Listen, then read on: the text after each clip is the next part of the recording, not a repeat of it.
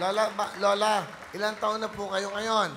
66 years old na ako ngayon. Ilan pong anak nyo? 3 sila. At isang apo. Isa lang po. Si tatay, nasan?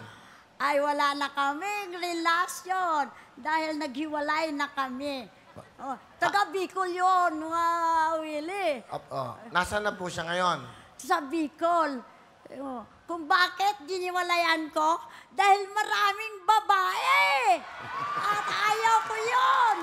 At dahil maraming babae, ayaw ko yung may kalahating pag-ibig sa aking pagmamahal.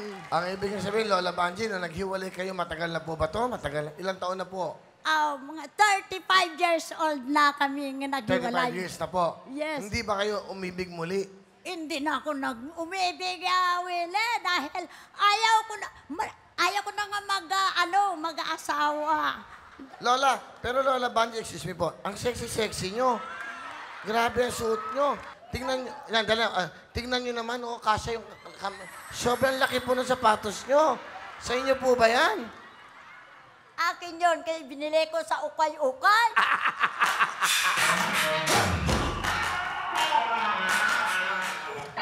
Lola, magkano po yan? 20 pesos. Yan? Oo. Dahil binili ko, dahil mura lang. Ito pong damit nyo, saan po galing? Ukay-ukay din yun. Magkano po yan?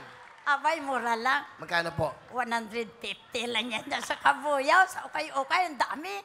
20 pesos, 150, 170. Yes! Oh, Ano pang binili sa okay ko? Ano pa po? wala na akong panty. 10 piso lang. Okay po, dito kay Lola. Okay.